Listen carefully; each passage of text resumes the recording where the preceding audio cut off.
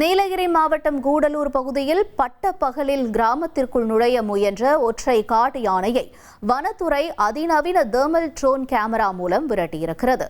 யானைக்கு பிடிக்காத சத்தங்கள் ஒலிக்கப்படுவதால் அது உடனடியாக சுதாரித்து வனப்பகுதிக்குள் திரும்பி சென்றது.